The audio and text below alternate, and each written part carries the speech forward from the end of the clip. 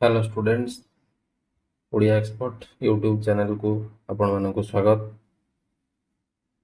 Last class रे आमे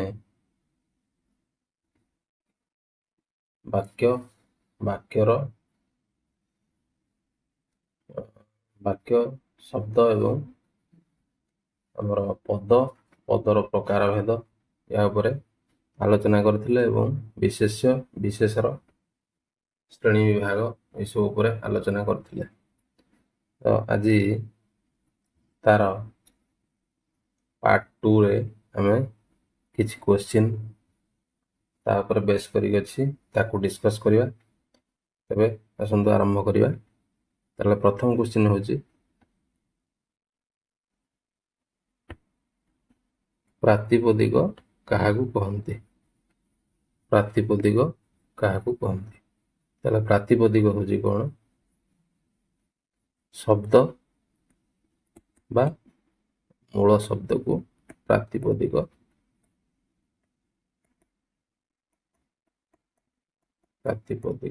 कहंती। हम पढ़िथिले कहिथांती। ताले मूल शब्द कोन? मूल शब्द होछि जो शब्द इंडिपेंडेंटली माने स्वाधीन भाव रे वाक्यर व्यवहार होई पारे। जेमिति मु कहिबी बजार को, मु बजार को जाउछि। ताले एठी बजार को शब्दटा हिजी कोन? बजार युक्त को, तेणु एठी बजारटी होछि मूल शब्द एवं कोटा होछि गोटे विभक्ति। तेणु ए जो मूल शब्द बा बजार एटा वाक्य रे इंडिपेंडेंटली बा स्वाधीन भाव रे व्यवहार करा जाई पारे। तेणु एई मूल शब्द को कहंती प्रातिपदिक। अच्छा, द्वितीय नंबर को जाओ। बर्तमान पद काहाकू कहंती? पद हेउछि कोन? वाक्यर प्रत्येक अंश को आमे कहूचे पद। वाक्यर प्रत्येक अंश होछि पद। माने जेमिति कहली मु बाजार को जाउछि, ताले मु हला गोटे अंश, बाजार को गोटे अंश, जाउछि गोटे अंश। तेणु प्रत्येक अंश हला गोटे गोटे पद। तेणु एई वाक्यर केतोटी पद रहला? तीनोटी पद रहला। मु बाजार को जाउछि। तेणु पद होछि वाक्यर प्रत्येक अंश को कहा पद। एवं यह केते प्रकार पद आमे पढ़िचे? पद होछि 5 प्रकार। पद को आमे 5 भाग रे विभक्त करछे। कोन कोन ना? प्रथम हला विशेष्य, तापर द्वितीय होछि सर्वनाम, तापर हला विशेषण, चार क्रिया और अव्यय। ताले ये 5टी होछि माने वाक्य रे जो पद व्यवहार करा जाए से ए 5टी भितर जे कोनसी गोटे निश्चित हेइथियो। विशेष्य, सर्वनाम, विशेषण, क्रिया एवं अव्यय। तेणु वाक्य हला 5 प्रकार एवं तार नाम गुडी हला से विशेष्य, सर्वनाम, विशेषण, क्रिया एवं अव्यय। बर्तमान आमे जिबा तृतीय नंबर क्वेश्चन को। तृतीय नंबर क्वेश्चन होछि कोन ना? हमर देउल, गाई, कलम, भारत, मेघ एही शब्द गुडी को पद रूप रे व्यवहार कर। पद रूप रे व्यवहार माने गोटे वाक्य रे व्यवहार करले गुडी सब पद रो पदवाच्य होई जिवे। देउल, देउल को जदि हम पद रे व्यवहार करबा, एंदा गोटे वाक्य रे व्यवहार करदा। देउल माने देउल रे घंटा बाजू अछि। गाईटी पड़िया रे चरू अछि। मु कलम रे लेखु अछि। भारत हमर देश अटे। मेघ, मेघ मेघ आसिले मयूर नृत्य करे। तेणु ये सब बर्तमान पद आकार रे व्यवहार होगला। बर्तमान जो 4 नंबर को।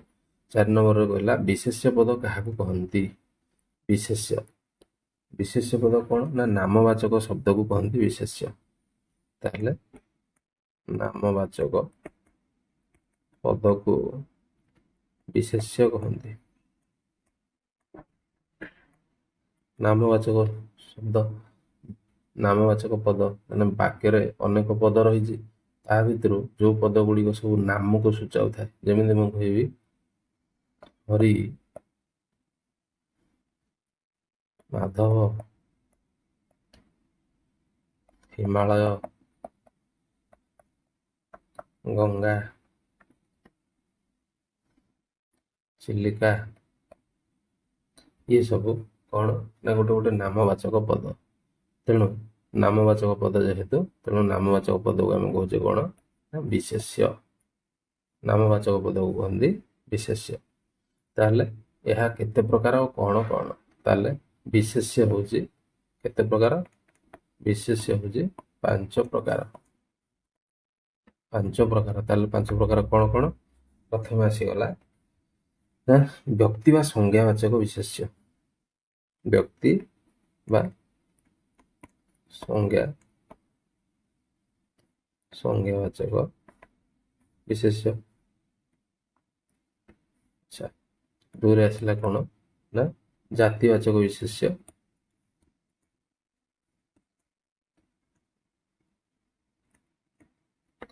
3ରେ ଆସିଗଲା ଆମର ବସ୍ତୁବାଚକ ବିଶେଷ୍ୟ।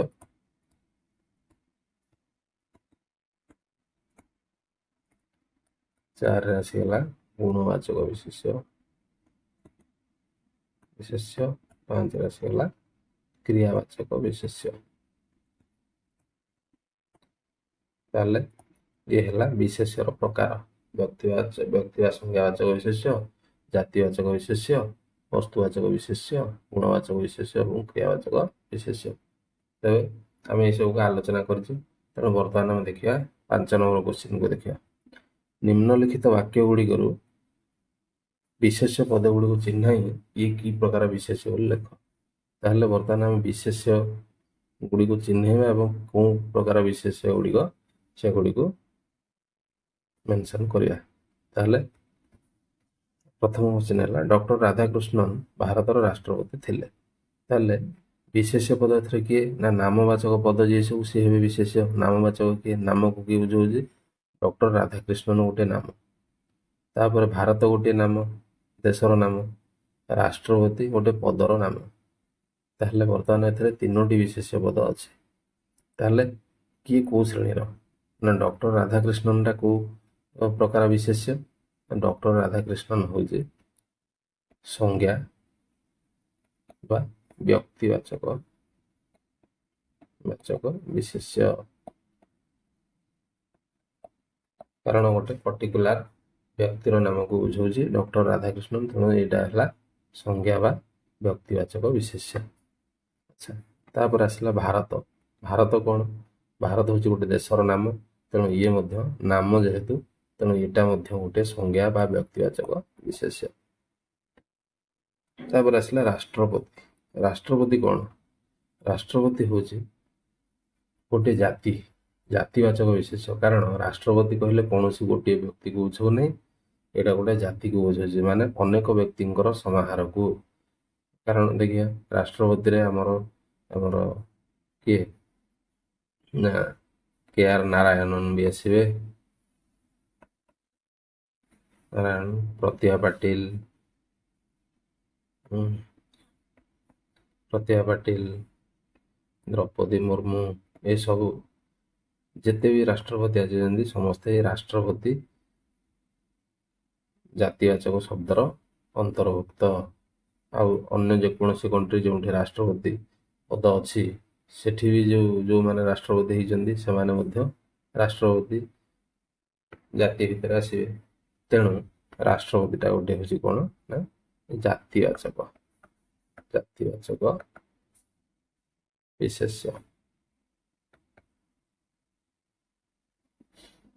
ଯେଉଁ ବିଶେଷ୍ୟ ପଦଟି ଗୋଟିଏ ପର୍ଟିକୁଲାର ପର୍ସନକୁ ବୁଝାଉଥିବ ସେଟା ହେଉଛି ସଂଜ୍ଞା ବା ବ୍ୟକ୍ତିବାଚକ ବିଶେଷ୍ୟ, କିନ୍ତୁ ଯାହା ଗୋଟେ ଅନେକଙ୍କୁ ବୁଝାଉଥିବ ସେଟା ହେଇଯିବ ଜାତି। ତାହେଲେ ବର୍ତ୍ତମାନ ଆମେ ଯିବା ନେକ୍ସଟ କ୍ୱେଶ୍ଚିନ୍କୁ। ନେକ୍ସଟ କ୍ୱେଶ୍ଚିନ୍ ହେଉଛି ସାରଳା ଦାସ ଓଡ଼ିଶାର ବାଲ୍ମୀକି ଅଟନ୍ତି। ହେଲେ ସାରଳା ଦାସ ଓଡ଼ିଶାର ବାଲ୍ମୀକି ଅଟନ୍ତି। ହେଲେ ଏଠି କିଏ ହେଲେ ବିଶେଷ୍ୟ ପଦ? ସାରଳା ଦାସ, ତାପରେ ଓଡ଼ିଶା, ତାପରେ ବାଲ୍ମୀକି। ଆଚ୍ଛା, ସାରଳା ଦାସ ଜଣେ ପର୍ଟିକୁଲାର ଲୋକଙ୍କର ନାମ, ତେଣୁ ଇଏ ହେଇଗଲେ ବ୍ୟକ୍ତି ବା ସଂଜ୍ଞାବାଚକ ବିଶେଷ୍ୟ। ବ୍ୟକ୍ତି ବା ସଂଜ୍ଞାବାଚକ ବିଶେଷ୍ୟ। ଆଚ୍ଛା, ନେକ୍ସଟ ଆସିବା ଓଡ଼ିଶା।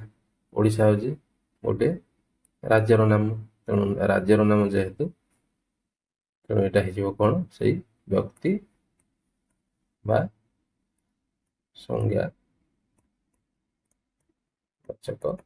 ବିଶେଷ୍ୟ। ଆଚ୍ଛା, ନେକ୍ସଟ ହେଲା ଆମର ବାଲ୍ମୀକି। ଆଚ୍ଛା, ବାଲ୍ମୀକି ତାହେଲେ ଏଠି କ'ଣ ହେଇଯିବ, ବାଲ୍ମୀକି ଶବ୍ଦଟି, ବାଲ୍ମୀକି ଯେଉଁ ପଦଟି, ସେଟା ଗୋଟେ ବ୍ୟକ୍ତି ବା ସଂଜ୍ଞାବାଚକ ବିଶେଷ୍ୟ, କିନ୍ତୁ ଏଇ ବାକ୍ୟରେ ସେ ଜାତିବାଚକ ବିଶେଷ୍ୟ ରୂପରେ ବ୍ୟବହୃତ ହେଇଛି। ଜାତିବାଚକ ବିଶେଷ୍ୟ, କାରଣ ଆମେ ପଢ଼ିଥିଲେ ମାନେ କ'ଣ, ବ୍ୟକ୍ତି ବା ସଂଜ୍ଞାବାଚକ ବିଶେଷ୍ୟର ଜାତିବାଚକ ବିଶେଷ୍ୟ ରୂପେ ବ୍ୟବହାର। ମାନେ ସାରଳା ଦାସ ଓଡ଼ିଶାର ବାଲ୍ମୀକି, ଯେତେବେଳେ ମୁଁ କହୁଛି ସାରଳା ଦାସଙ୍କୁ ବାଲ୍ମୀକିଙ୍କ ସହିତ ତୁଳନା କରାଯାଇଛି, ମାନେ ସାରଳା ଦାସ ବାଲ୍ମୀକିଙ୍କ ପରି ଜଣେ ସୁନାମଧନ୍ୟ ଲେଖକ ବା କବି ଅଟନ୍ତି। ସେମିତି ଆମେ କହିପାରିବା ଜଗନ୍ନାଥ ଦାସ, ବଳରାମ ଦାସ, ଅନ୍ୟ ଯେକୌଣସି କବି ବା ଲେଖକଙ୍କୁ ଆମେ କହିପାରିବା ଯେ ବାଲ୍ମୀକିଙ୍କ ପରି। ତେଣୁ ବାଲ୍ମୀକିକୁ ଏଠି ଗୋଟେ ଜାତି ହିସାବରେ ନିଆଯାଇଛି ଏବଂ ତାର ସେଇ ଜାତି ଭିତରେ ଯାଉଛନ୍ତି ସବୁ ମାନେ ବାଲ୍ମୀକିଙ୍କ ପରି ସୁନାମଧନ୍ୟ ଯେତେ ସବୁ କବି, ସେମାନେ ସବୁ ଯାଉଛନ୍ତି ବାଲ୍ମୀକି ଜାତି ଭିତରେ। ତେଣୁ ବାଲ୍ମୀକି ଏଠି ଜାତିବାଚକ ବିଶେଷ୍ୟ, ଏଟା ଇମ୍ପୋର୍ଟାଣ୍ଟ ଅଛି, ତେଣୁ ଏଟାକୁ ଭଲ ଭାବରେ ଆପଣମାନେ ଦେଖିବେ। ନେକ୍ସଟ ଆମେ ଯିବା ଗ, ଟେବୁଲ ଉପରେ କାଳି କଲମ, ବହି ଓ କାଗଜ ଅଛି। ଟେବୁଲ ଉପରେ କାଳି କଲମ, ବହି, କାଗଜ ଅଛି। ତେବେ ଆମର ଟେବୁଲଟା କ'ଣ, ଟେବୁଲଟା ହେଉଛି ଗୋଟେ ଜାତିବାଚକ ବିଶେଷ୍ୟ। ଟେବୁଲଟା କ'ଣ, ଜାତିବାଚକ ବିଶେଷ୍ୟ। କାହିଁକି, ଜାତି ଆଉ ବସ୍ତୁବାଚକ ଭିତରେ ମୁଁ କହିଥିଲି ତଫାତ ହେଉଛି, ଜାତିବାଚକ ବିଶେଷ୍ୟଟା ଯେତେବେଳେ ଆମେ ତାକୁ ଭାଙ୍ଗି ଦିଏ, ସେତେବେଳେ କ'ଣ ହୁଏ ନା, ସେ ଯେଉଁ ତାର ସଂଜ୍ଞା ଯାହା ଥିଲା ବଦଳିଯାଏ। ମନେକର ଟେବୁଲଟି କାଠରେ ତିଆରି, ଯେତେବେଳେ ମୁଁ ଟେବୁଲଟିକୁ ଭାଙ୍ଗି ଖଣ୍ଡ ଖଣ୍ଡ କରିଦେବି, ସେତେବେଳେ ତାକୁ ଆଉ ସେ ଯେଉଁ ଖଣ୍ଡ ଖଣ୍ଡ ଅଂଶକୁ ଆମେ ଆଉ ଟେବୁଲ କହିପାରିବା ନାହିଁ, ତାକୁ ଆମେ କ'ଣ କହିବା, କାଠ ହିଁ କହିବା।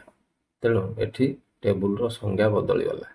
ଯାହାର ସଂଜ୍ଞା ବଦଳିଯାଏ, ମାନେ ତାକୁ ଛୋଟ ଛୋଟ ଅଂଶରେ ବିଭକ୍ତ କରିଦେଲେ ବି ଯାହାର ସଂଜ୍ଞା ବଦଳିଯାଏ, ସିଏ ଆଉ ଜାତିବାଚକ ବିଶେଷ୍ୟ ରୂପେ ମାନେ ହବନି, ସେଟା ମୂଳ ବସ୍ତୁକୁ ଫେରିଆସେ। ତେଣୁ ଟେବୁଲଟି ଗୋଟେ ଜାତିବାଚକ ବିଶେଷ୍ୟ, କାରଣ ଟେବୁଲକୁ ଆମେ ଭାଙ୍ଗିଦେଲେ ସେ ପୁଣି ତାର ମୂଳ ଅବସ୍ଥାକୁ ଫେରି ଆସୁଛି। ସେମିତି ତାପରେ ଆସିଲା କାଳି। କାଳିଟା କ'ଣ, କାଳିକୁ ଯେତେ ଅଲଗା କଲେ ବି, ମନେକର ଗୋଟେ ବୋଟଲରେ, ବଡ଼ ବୋଟଲରେ ମୁଁ କାଳି ରଖିଛି, ତାକୁ ଗୋଟେ ଛୋଟ ବୋଟଲ ନେଇ ଆସି ସେଥିରୁ ଅଳ୍ପ କିଛି ଅଂଶ ଆଣିଲେ ମଧ୍ୟ ତାକୁ ଯେତେ ଆମେ ଛୋଟ ଛୋଟ ପାର୍ଟରେ ବିଭକ୍ତ କଲେ ମଧ୍ୟ ସେ ରହିବ, ସେଇ କାଳି ହିଁ ରହିବ। ତେଣୁ ଯାହାକୁ ଆମେ ଅଲଗା କଲେ ମଧ୍ୟ ତାର ଯେଉଁ ଏଣ୍ଟିଟିଟା ସେୟା ରହେ, ମାନେ ତାର ଯେଉଁ ପଦ ବା ଯେଉଁ ନାମରେ ଆମେ ତାକୁ ସମ୍ବୋଧନ କରୁଥିଲେ ସେଇ ନାମ ରହେ। ତେଣୁ ସେଇଟା ହେଇଯିବ କ'ଣ ନା ବସ୍ତୁବାଚକ ବିଶେଷ୍ୟ ହେଇଯିବ। ତେଣୁ କାଳିଟା ହେଲା ବସ୍ତୁବାଚକ ବିଶେଷ୍ୟ। ତାପରେ ଆସିଲା କଲମ। କଲମଟା କ'ଣ, କଲମଟା ଗୋଟେ ଜାତିବାଚକ ବିଶେଷ୍ୟ। କାହିଁକି, ଯେତେବେଳେ ମୁଁ କଲମଟାକୁ ଭାଙ୍ଗିଦେବି ଖଣ୍ଡ ଖଣ୍ଡ କରିକି, ତାହେଲେ କଲମଟାକୁ ଆଉ ସେ ଯେଉଁ ଛୋଟ ଛୋଟ ଅଂଶକୁ ଆମେ ଆଉ କଲମ କହିପାରିବା ନାହିଁ। ଠିକ ଅଛି, ତେଣୁ କଲମଟି ଗୋଟେ ଜାତିବାଚକ ବିଶେଷ୍ୟ। ତାପରେ ଆସିଲା ବହି। ସେମିତି ବହିକୁ ଯଦି ମୁଁ ମାନେ ବହିର ପୃଷ୍ଠା ସବୁକୁ ଅଲଗା କରିଦେବି, ସବୁ ପୃଷ୍ଠାକୁ ଚିରିଦେବି, ତାହେଲେ ସେଟା କ'ଣ ବହି ପଦବାଚ୍ୟ ହବନି, ସେ ଛୋଟ ଛୋଟ ଖଣ୍ଡ ବା ତାକୁ ଆଉ ବହି ପଦବାଚ୍ୟ ହେଇପାରିବନି। ତେଣୁ ଏଠି ଏଇଟା ବି ମଧ୍ୟ ଜାତିବାଚକ ବିଶେଷ୍ୟ ଗୁଡ଼ିକ ଯେତେବେଳେ ତାକୁ ଆମେ ଛୋଟ ଛୋଟ ଅଂଶରେ ବିଭକ୍ତ କରିଦିଏ ବା ତାକୁ ଭାଙ୍ଗି ଦିଏ, ସେତେବେଳେ ସିଏ ଆଉ ଜାତିବାଚକ ବିଶେଷ୍ୟ ରୂପେ ଆଉ ପରିଗଣିତ ହୁଏ ନାହିଁ, ସେଟା ତାର ମୂଳ ବସ୍ତୁକୁ ଫେରି ଆସେ। ତେଣୁ ସେଇଗୁଡ଼ିକ ସବୁ ଯେତେ ସବୁ ଭାଙ୍ଗିଦେଲା ପରେ ତାର ସଂଜ୍ଞା ବଦଳିଯାଏ, ସେସବୁ ହେଉଛି ଜାତିବାଚକ ବିଶେଷ୍ୟ। ଏଇଟା ହେଉଛି ଡିଷ୍ଟିଂଗୁଇଶ କରିବାର ଜାତିବାଚକ ଆଉ ବସ୍ତୁବାଚକ ବିଶେଷ୍ୟ ଭିତରେ ଏଇଟା ମୁଖ୍ୟ ଫର୍ମୁଲା ଏଇଟା। ତାପରେ ଆସିଲା କାଗଜ। କାଗଜଟା କ'ଣ? କାଗଜଟା ହେଉଛି ଗୋଟେ ବସ୍ତୁବାଚକ, କାରଣ କାଗଜକୁ ଚିରିଦେଲେ ବା ଛୋଟ କରିଦେଲେ ସେ କାଗଜ ହିଁ ରହିବ। ବସ୍ତୁବାଚକ ବିଶେଷ୍ୟ ଯାହାର କିଛି ଚେଞ୍ଜ ହୁଏ ନାହିଁ, ଛୋଟ କଲେ ବି ଭାଙ୍ଗିଦେଲେ ବି ଯାହାର କିଛି ଚେଞ୍ଜ ହୁଏ ନାହିଁ, ତାକୁ ପୁଣି ସେଇ ନାଁରେ ପୁଣି ଆମେ ଡାକୁ, ସେଇଟା ହେଇଯାଉଛି ବସ୍ତୁବାଚକ ବିଶେଷ୍ୟ। ଏବଂ ଯେଟା ବଦଳିଯାଏ ସେ ହେଉଛି ଜାତିବାଚକ ବିଶେଷ୍ୟ। ନେକ୍ସଟ ଆମେ ଯିବା ନେକ୍ସଟ ନମ୍ବର, ଜନସେବକ ମାନେ ବନ୍ୟା ସମୟରେ ସାହସର ସହିତ ଡଙ୍ଗାରେ ଯାଇ ଗାଁ ଗଣ୍ଡାରେ ଚୁଡ଼ା ଚାଉଳ ବାଣ୍ଟନ୍ତି। ଆଚ୍ଛା, ତାହେଲେ ଏଠି ବିଶେଷ୍ୟ ପଦ କିଏ? ଜନସେବକ, ତାପରେ ସାହସ, ଡଙ୍ଗା, ଗାଁ ଗଣ୍ଡା, ଚୁଡ଼ା ଚାଉଳ, ଏଇସବୁ ହେଲା କ'ଣ? ବିଶେଷ୍ୟ ପଦ। ଆଚ୍ଛା, ଜନସେବକ। ଜନସେବକ ହେଲେ ଗୋଟେ ଜାତି, ଅନେକଙ୍କୁ ବୁଝାଏ। ଜନସେବକ କହିଲେ ଯେତେ ଜନସେବକ ଅଛନ୍ତି ପୃଥିବୀରେ ସମସ୍ତଙ୍କୁ ବୁଝାଉଛି। ତେଣୁ ଜନସେବକ ହେଇଯିବ ଗୋଟେ କ'ଣ? ଗୋଟେ ଜାତିବାଚକ ବିଶେଷ୍ୟ। ତାପରେ ଆସୁଛି ଆମର ସାହସ। ସାହସଟା ଆମେ ଜାଣିଛେ, ସାହସଟା ହେଉଛି ଗୋଟେ ଗୁଣବାଚକ ବିଶେଷ୍ୟ। ଗୁଣବାଚକ ବିଶେଷ୍ୟ ହେଉଛି ସେଗୁଡ଼ିକ ଯାହାର କୌଣସି ଫିଜିକାଲ ଏଣ୍ଟିଟି ନାହିଁ, ଯାହାକୁ ଆମେ ସ୍ପର୍ଶ କରିପାରୁନା, ଦେଖିପାରୁନା ଏବଂ କେବଳ ଅନୁଭବ ହିଁ କରିବେ, ସେଇଟା ହେଉଛି ଗୁଣବାଚକ ବିଶେଷ୍ୟ। ତେଣୁ ସାହସ ହେଉଛି ସେଇ ପ୍ରକାର ଗୋଟେ ବିଶେଷ୍ୟ ପଦ। ତାପରେ ଆମେ ଗଲେ ଡଙ୍ଗା। ଡଙ୍ଗାଟା କ'ଣ? ଡଙ୍ଗାଟା ଗୋଟେ ହେଉଛି ଜାତି, କାରଣ ଡଙ୍ଗାକୁ ଭାଙ୍ଗିଦେଲେ କାଠ ବା ଯେଉଁଥିରେ ସେଟା ତିଆରି ସେଇ ମୂଳ ଅବସ୍ଥାକୁ ସେ ପୁଣି ଫେଳିଯିବ। ତେଣୁ ଏଇଟା ହେଇଗଲା, ଡଙ୍ଗାଟା ହେଇଗଲା ଜାତିବାଚକ ବିଶେଷ୍ୟ ହେଲା। ତାପରେ ଗାଁ ଗଣ୍ଡା ଆସିଗଲା। ଗାଁ ଗଣ୍ଡା ଯେତେବେଳେ କହୁଛି ମୁଁ, ସେତେବେଳେ କୌଣସି ଗୋଟେ ପର୍ଟିକୁଲାର ଗାଁ କଥା କୁହାନି, ଯେତେ ଗାଁ ଅଛି ସମସ୍ତଙ୍କ କଥା କୁହାହେଉଛି। ତେଣୁ ଗାଁ ଗଣ୍ଡା ମଧ୍ୟ ଏଇଟା ଆସିଯିବ କ'ଣ? ନା ଜାତିବାଚକ ବିଶେଷ୍ୟ। ତାପରେ ଆସିଲା ଚୁଡ଼ା ଚାଉଳ। ଚୁଡ଼ା ଚାଉଳ ହେଉଛି କ'ଣ? ନା ବସ୍ତୁବାଚକ ବିଶେଷ୍ୟରେ ଯିବ। ବସ୍ତୁବାଚକ କାହିଁକି? ଚୁଡ଼ାକୁ ଭାଙ୍ଗିଦେଲେ ମଧ୍ୟ ସେ ଚୁଡ଼ା ସିଏ ରହିବ, ଚାଉଳକୁ ଭାଙ୍ଗିଦେଲେ ବି ସେ ଚାଉଳ ହେଇକି ରହିବ। ତେଣୁ ଚୁଡ଼ା ଚାଉଳ ହେଲା ବସ୍ତୁବାଚକ ବିଶେଷ୍ୟ। ତାପରେ ବର୍ତ୍ତମାନ ଆମେ ନେକ୍ସଟ ଯିବା, ଗ୍ରୀଷ୍ମ ଋତୁରେ ଆମ୍ବ ପଣସ ସପୁରି ପାଚେ। ଗ୍ରୀଷ୍ମ ଋତୁରେ ଆମ୍ବ ପଣସ ସପୁରି ପାଚେ। ତାହେଲେ ଏଠି କିଏ ହେଲେ ବିଶେଷ୍ୟ ପଦ ସବୁ?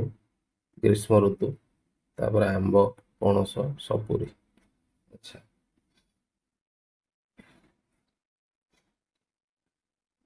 ଆମ୍ବ, ପଣସ, ସପୁରି। ଆଚ୍ଛା,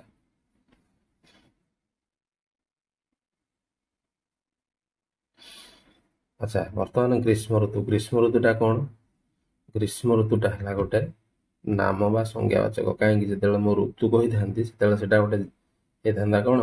ଗୋଟେ ଜାତି ହେଇଥାନ୍ତା, କାରଣ ସେଇ ଋତୁ ଭିତରେ 6ଟି ଯାକ ଋତୁ ଆସିଥାନ୍ତେ। କିନ୍ତୁ ଯେତେବେଳେ ମୁଁ ଖାଲି ଗ୍ରୀଷ୍ମ ଋତୁ କହୁଛି, ଏଠି ହେଇଯିବ କ'ଣ ଏଇଟା? ନା ଗୋଟେ ଜାତିବାଚକ ବିଶେଷ୍ୟ। ଠିକ ଅଛି, ସରି ଜାତି କହୁଛି। ଗ୍ରୀଷ୍ମ ଋତୁ ହେଇଗଲା ଆମର କ'ଣ? ସଂଜ୍ଞା, ସଂଜ୍ଞାବାଚକ ବିଶେଷ୍ୟ। ଏଇଟା ଗୋଟେ ସଂଜ୍ଞାବାଚକ ବ୍ୟକ୍ତି ବା ସଂଜ୍ଞାବାଚକ ବିଶେଷ୍ୟ, କାରଣ ଗୋଟେ ପର୍ଟିକୁଲାର ଋତୁର ନାଁ ବୁଝଉଛି। ତେଣୁ ସଂଜ୍ଞା ବା ବ୍ୟକ୍ତି ବାଚକ ବିଶେଷ୍ୟ ଏଇଟା। କିନ୍ତୁ ଖାଲି ଯଦି ମୁଁ ଋତୁ ଲେଖିବି, ଋତୁଟା ହେଇଯିବ କ'ଣ? ନା ଜାତି। କାହିଁକି ଜାତି? ନା ଏ ଋତୁ ଭିତରେ 6ଟା ଋତୁ ଆମର ରହିଯିବେ। ତେଣୁ 6ଟି ଋତୁର ସମାହାର।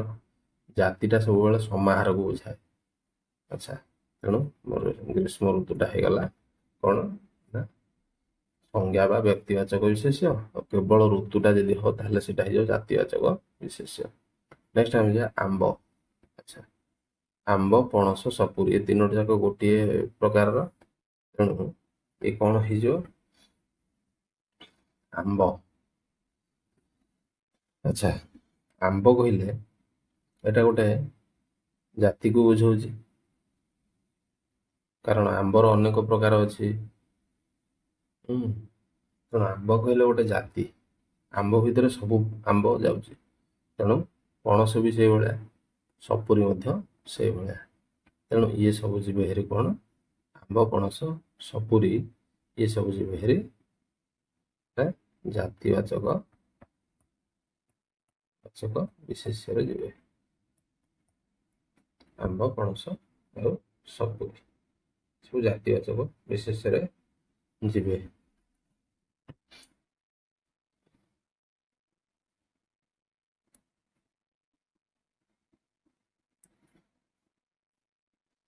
ଯେତେବେଳେ ମୁଁ କହିବି ମାନେ କ'ଣ ଆମର ବୋଲି ଆମ୍ବ, ସେତେବେଳେ ସେଇଟା କ'ଣ ଯିବ ନା ସେଇଟା ଗୋଟେ ସଂଜ୍ଞା ବା ବ୍ୟକ୍ତିବାଚକ ବିଶେଷରେ ପଳେଇବ, କାରଣ ସେଇଟା ଗୋଟେ ପର୍ଟିକୁଲାର ଟାଇପର ଆମ୍ବ।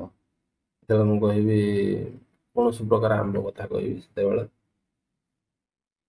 ବାଇଗଣ ପଲେଇ, ସେତେବେଳେ ସେଇଟା ଗୋଟେ ପର୍ଟିକୁଲାର ସଂଜ୍ଞା ବା ବ୍ୟକ୍ତିବାଚକର ଯିବ।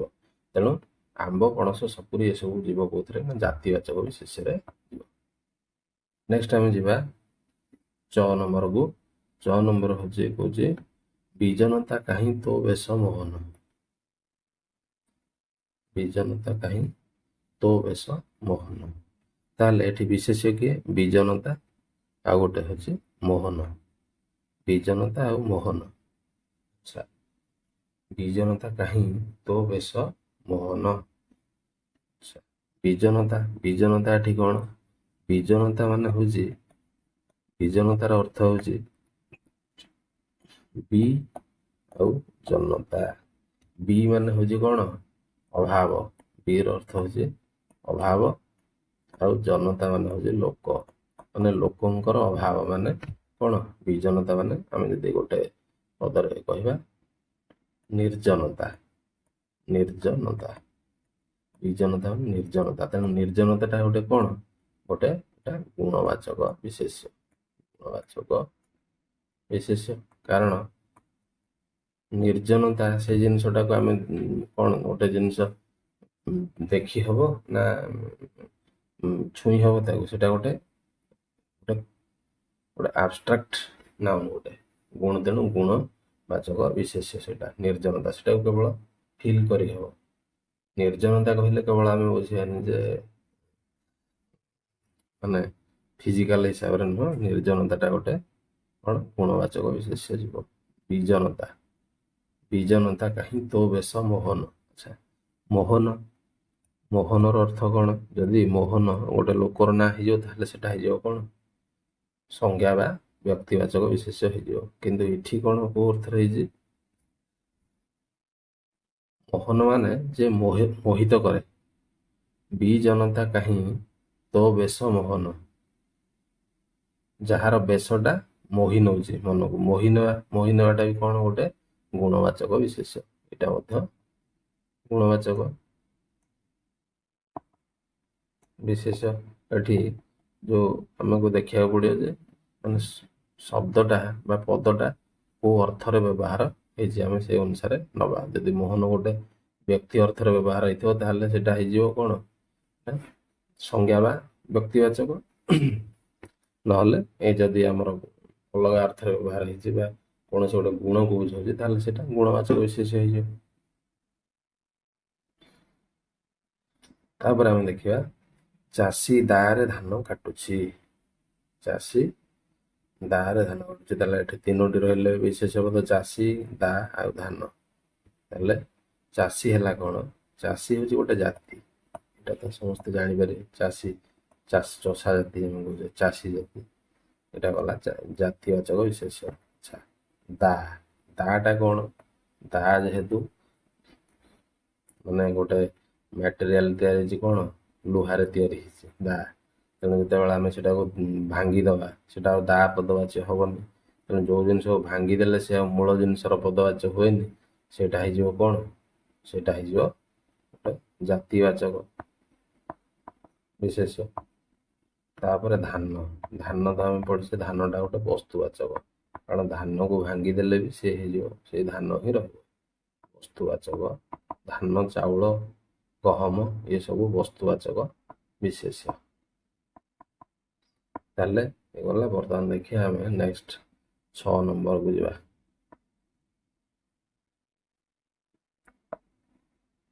6 ନମ୍ବରରେ କ'ଣ ଅଛି? ଅସମ୍ପୃକ୍ତ ଶବ୍ଦକୁ ପୃଥକ କରି ଲେଖ। ମାନେ 5ଟି ଶବ୍ଦ ଭିତରୁ ଯେଉଁ ଶବ୍ଦଟି ଅସମ୍ପୃକ୍ତ ବା ଯେଉଁ ବିଶେଷ୍ୟଟି ଅଲଗା ଶ୍ରେଣୀର ତାକୁ ଅଲଗା କରି ରଖିବା। ତାହେଲେ ଅଛି ଡାଲି, ବାଲି, ଚାଉଳ, ଚିନି ଆଉ ଚୌକି। ଡାଲି, ଡାଲିଟା ଗୋଟେ କ'ଣ? ଜାତି। ଡାଲିଟା ଗୋଟେ ବସ୍ତୁବାଚକ। ଡାଲିଟା ଗୋଟେ ବସ୍ତୁବାଚକ, କାରଣ ଡାଲିକୁ ଭାଙ୍ଗିଦେଲେ ବି ତାକୁ ସେଇ ଡାଲି ହିଁ କହିବା। ବାଲିକୁ ଭାଙ୍ଗିଦେଲେ ସେ ବାଲି ହିଁ କହିବା। ଚାଉଳକୁ ଭାଙ୍ଗିଲେ ବି ସେଇ ଚାଉଳ, ଚିନିକୁ ଭାଙ୍ଗିଲେ ବି ସେଇ ଚିନି ରହିବ। କିନ୍ତୁ ଚୌକିକୁ ଭାଙ୍ଗିଦେଲେ ଚୌକି ଆଉ ରହିବନି, ସେ କାଠ ବା ଯେଉଁ ପଦାର୍ଥରେ ସେ ତିଆରି ସେଇ ହିଁ ରହିବ, ସେଇ ବସ୍ତୁ ହିଁ ସେ ରହିବ। ତେଣୁ ଚୌକିଟି ଏଠି ହେଇଯିବ ଅଲଗା। ଡାଲି, ବାଲି, ଚାଉଳ, ଚିନି ଇଏ ହେଉଛି ଗୋଟିଏ ଗ୍ରୁପର, ଆଉ ଚୌକିଟା ହେଉଛି ଏକମାତ୍ର ଇଏ ଗୋଟେ ଗ୍ରୁପ। ତେଣୁ ଅସମ୍ପୃକ୍ତ ହେଲା ଚୌକି। ଚୌକି। ନେକ୍ସଟ ହେଲା ଇହୁଦୀ, ମନୁଷ୍ୟ, ଗୋରୁ, ଗଙ୍ଗା, ଗଛ, ନଦୀ। ତାହେଲେ ଇହୁଦୀ, ଇହୁଦୀ ଇହୁଦୀ ଗୋଟିଏ କ'ଣ? ଗୋଟିଏ ଜାତି। ସିଏ ଯେମିତି ହିନ୍ଦୁ, ମୁସଲିମ ସବୁ ଗୋଟେ ଗୋଟେ ଜାତି, ସେମିତି ଇହୁଦୀ ଗୋଟିଏ ଜାତି। ଇହୁଦୀ ଗୋଟେ ଜାତିର ନାମ। ମନୁଷ୍ୟ, ମନୁଷ୍ୟ ବି ଗୋଟେ ଜାତି। ଗୋରୁ, ଗୋରୁ ଗୋଟେ ଜାତି। ଗଙ୍ଗା, ଗଙ୍ଗା ଗୋଟେ ନଦୀର ନାମ। ତେଣୁ ଗଙ୍ଗା କହିଲେ ଗୋଟିଏ ନଦୀକୁ ବୁଝାଉଛି, ତେଣୁ ଏ ଗୋଟେ ଜାତି ନୁହେଁ। ଗଛ କହିଲେ ଆମେ ଗଛ ଜାତିକୁ ବୁଝାଇବ। ନଦୀ କହିଲେ ନଦୀର ସମସ୍ତ ଜାତିକୁ ବୁଝାଇବ, ସବୁ ନଦୀକୁ ବୁଝାଇବ। ତେଣୁ ଏଠି ଅସମ୍ପୃକ୍ତ ହେଉଛି ଗଙ୍ଗା। ତାପରେ ଆସିଲା ଭକ୍ତି, ଭୟ, ଦୟା, ଦମ୍ଭ, ଦୁର୍ଗା, ଖ୍ୟାତି। ଭକ୍ତି, ଭୟ, ଦୟା। ଆଚ୍ଛା, ଭକ୍ତିଟା ଗୋଟେ କ'ଣ? ନା ଗୋଟେ ଗୁଣବାଚକ ବିଶେଷ୍ୟ। ଭୟଟା ବି ସେମିତି ଗୁଣ। ଏଗୁଡ଼ିକ ଏଇ ଯେଉଁ ପଦ ଗୁଡ଼ିକ, ଏଇ ଯେଉଁ ବିଶେଷ ଗୁଡ଼ାକ ଆମେ କେବଳ ଫିଲ୍ କରିପାରିବା, ଅନୁଭବ ହିଁ କରିପାରିବା। ତେଣୁ ଏଗୁଡ଼ିକ ହେଉଛି ଗୁଣବାଚକ। ଦୟା ସେମିତି, ଦୟାକୁ ଅନୁଭବ କରାଯାଇପାରେ, ତେଣୁ ଗୁଣବାଚକ। ଦମ୍ଭ, ଦମ୍ଭଟା ବି ସେମିତି ଗୁଣବାଚକ। ତାପରେ ଖ୍ୟାତି, ଖ୍ୟାତିଟା ମଧ୍ୟ ଗୋଟେ ଗୁଣବାଚକ। କିନ୍ତୁ ଦୁର୍ଗା, ଦୁର୍ଗା କହିଲେ ଦେବୀ ଦୁର୍ଗାଙ୍କର ନାଁକୁ ବୁଝାଉଛି, ଜଣେ ଦେବୀଙ୍କର ନାଁକୁ ବୁଝାଉଛି ବା ଜଣେ ଲୋକର ନାଁକୁ ବୁଝାଉଛି। ତେଣୁ ଏଇଟା ହେଇଗଲା ଅନ୍ୟମାନଙ୍କ ଠାରୁ ଅଲଗା। ଏଇଟା ହେଇଗଲା ଗୋଟେ ସଂଜ୍ଞାବାଚକ ବା ବ୍ୟକ୍ତିବାଚକ ବିଶେଷ୍ୟ। ସଂଜ୍ଞାବାଚକ ବା ବ୍ୟକ୍ତିବାଚକ। ନେକ୍ସଟ ହେଲା ରନ୍ଧନ, ଭୋଜନ, ଗାଉଣା, ଗାୟକ, ବରଣ। ଆଚ୍ଛା, ଏଠି ରନ୍ଧନ, ରନ୍ଧନଟା କ'ଣ? ଗୋଟେ କାର୍ଯ୍ୟର ନାମ। ତେଣୁ କାର୍ଯ୍ୟ, ଏଇଟା ହେଉଛି ଗୋଟେ କ୍ରିୟାବାଚକ ବିଶେଷ୍ୟ। ଭୋଜନ ବି ସେୟା କ୍ରିୟାବାଚକ ବିଶେଷ୍ୟ, ଗୋଟେ କାମକୁ ବୁଝାଉଛି। ଗାଉଣା, ଗାଉଣାଟା କ୍ରିୟାବାଚକ ବିଶେଷ୍ୟ, ଗୋଟେ କାମକୁ ବୁଝାଉଛି, ଗାଇବା କାମକୁ। ତାପରେ ହେଲା ମରଣ, ମରଣଟା ବି ଗୋଟେ କାର୍ଯ୍ୟକୁ ବୁଝାଉଛି, କ୍ରିୟାବାଚକ ବିଶେଷ୍ୟକୁ ବୁଝାଉଛି। ମରିବାରୁ ହେଇଛି ମରଣ, ମରୁଅଛି ମରଣ, ମରଣ। ମରୁଅଛି ହେଲା କ୍ରିୟା, ମରଣ ହେଉଛି କ୍ରିୟାବାଚକ ବିଶେଷ୍ୟ। ଆଚ୍ଛା, ଗାୟକ, ତେଣୁ ଗାୟକଟା ହେଉଛି ଗୋଟେ ଲୋକକୁ ବୁଝାଉଛି। ତେଣୁ ଗାୟକଟା ହେଉଛି କ'ଣ? ଗାୟକଟା ହେଉଛି ଗୋଟେ ସଂଜ୍ଞା ବା ବ୍ୟକ୍ତିବାଚକ ବିଶେଷ୍ୟ। ତେଣୁ ଗାୟକଟି ହେଉଛି ଏଠି ଅଲଗା। ତାପରେ ଆମେ ନେକ୍ସଟ ଯିବା ରମା, ରମେଶ, ରାଣୀ। ରମା, ରମା କହିଲେ ଗୋଟେ ପର୍ଟିକୁଲାର ଗୋଟେ ଲୋକକୁ ବୁଝାଉଛି। ତେଣୁ ଇଏ ହେଇଗଲା ସଂଜ୍ଞାବାଚକ ବିଶେଷ୍ୟ ବା ବ୍ୟକ୍ତିବାଚକ ବିଶେଷ୍ୟ। ରମେଶ ବି ସେଇଆ ବ୍ୟକ୍ତିବାଚକ ବିଶେଷ୍ୟ। ରାମାୟଣ କହିଲେ ସେଇଆ ଗୋଟେ ପର୍ଟିକୁଲାର ଗ୍ରନ୍ଥକୁ ବୁଝାଉଛି, ରାମାୟଣ ପୁସ୍ତକକୁ ବୁଝାଉଛି। ତେଣୁ ଏଇଟା ବି ସଂଜ୍ଞାବାଚକ ବା ବ୍ୟକ୍ତିବାଚକ ହେଇଯିବ। ପାରିଜାତ କହିଲେ ଗୋଟେ ପର୍ଟିକୁଲାର ଫୁଲକୁ ବୁଝାଉଛି। ପଦ୍ମାଳା କହିଲେ ଲକ୍ଷ୍ମୀଙ୍କୁ ବୁଝାଉଛି। ତେଣୁ ଏ ସମସ୍ତେ କେବଳ ରାଣୀକୁ ବାଦ ଦେଇଦେଲା। ରାଣୀଟା ହେଉଛି ଗୋଟେ କ'ଣ? ଜାତି। ରାଣୀଟା ଗୋଟେ ଜାତି। କାହିଁକି ନା ରାଣୀ କହିଲେ ଯେତେ ରାଣୀ ଅଛନ୍ତି ପୃଥିବୀରେ ସମସ୍ତଙ୍କୁ ବୁଝାଉଛି। କିନ୍ତୁ ଏମାନେ ସବୁ ରମା, ରମେଶ, ରାମାୟଣ, ପାରିଜାତ, ପଦ୍ମାଳା, ଏମାନେ ସବୁ ଗୋଟିଏ ଗୋଟିଏ ଲୋକ ବା ବ୍ୟକ୍ତି ବା ସଂଜ୍ଞା ଏମାନଙ୍କର ମାନେ ଏକରୁ ଅଧିକ ନୁହେଁ। ତ ନେକ୍ସଟ ବର୍ତ୍ତମାନ ଆମେ ଯିବା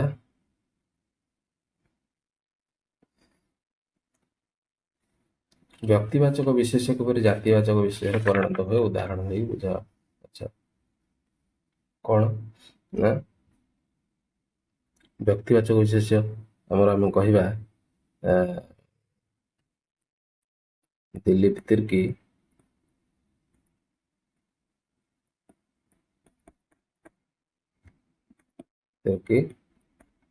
ଓଡ଼ିଶାର ଧ୍ୟାନଚାନ୍ଦ ରୂପେ ପରିଚିତ।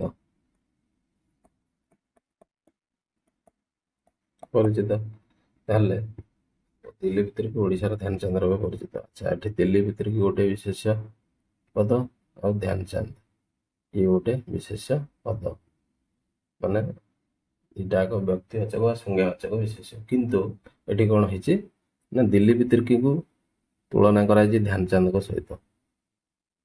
ଆଚ୍ଛା, ଦିଲ୍ଲୀପ ତିର୍କି ଓଡ଼ିଶାର ଧ୍ୟାନଚାନ୍ଦ, ସେମିତି ପ୍ରବୋଧ ତିର୍କି ଓଡ଼ିଶାର ଧ୍ୟାନଚାନ୍ଦ ମୁଁ କହିପାରିବି। ଅଲଗା ଯେତେ ବି ପ୍ଲେୟାର ଅଛନ୍ତି ମାନେ ଫେମସ୍ ପ୍ଲେୟାର ମୁଁ କହିପାରିବି, ସେମାନଙ୍କୁ ମଧ୍ୟ ଧ୍ୟାନଚାନ୍ଦ ସାଙ୍ଗରେ ତୁଳନା କରିପାରିବି। ତେଣୁ ଏଠି ଧ୍ୟାନଚାନ୍ଦ ହେଉଛି ଗୋଟେ ଜାତି। ଜାତି ଭିତରେ ଅନେକ ପର୍ଟିକୁଲାର ଇଣ୍ଡିଭିଜୁଆଲ ଆସିବେ, ତାଙ୍କ ଭିତରୁ ଦିଲ୍ଲୀପ ତିର୍କି ଜଣେ, ପ୍ରବୋଧ ତିର୍କି ଜଣେ, ଆଉ କିଏ ହେଇପାରନ୍ତି, ଯେତେ ସବୁ ଫେମସ୍ ହକି ପ୍ଲେୟାର ୱାର୍ଲଡର ହେଇପାରନ୍ତି। ତେଣୁ ଧ୍ୟାନଚାନ୍ଦଟା ଗୋଟେ ସଂଜ୍ଞା ବା ବ୍ୟକ୍ତିବାଚକ ବିଶେଷ ହେଲେ ମଧ୍ୟ ଏଠି ଧ୍ୟାନଚାନ୍ଦଟା ବ୍ୟବହାର ହେଇଛି କାହାକୁ କେମିତି ନା ଜାତିବାଚକ ବିଶେଷ ଭାବରେ ବ୍ୟବହାର ହେଇଛି।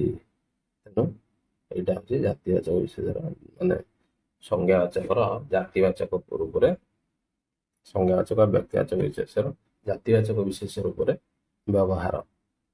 ତାପରେ ନେକ୍ସଟ ଦେଖିବା 8 ନମ୍ବର। ମରିବା ଅର୍ଥ ବୁଝାଉଥିବା ଗୋଟେ ଶବ୍ଦ ହେଉଛି ମରଣ। ସେହିପରି ତଳ ଲିଖିତ ଶବ୍ଦ ଗୁଡ଼ିକର ଅର୍ଥ ପ୍ରକାଶ ପାଇଁ କେତୋଟି ଶବ୍ଦ ଲେଖିବା। କଣ କହିବା, କହିବାର କଣ ହେଇଯିବ କଥନ, କହିବାର ହେଇଯିବ କଥନ।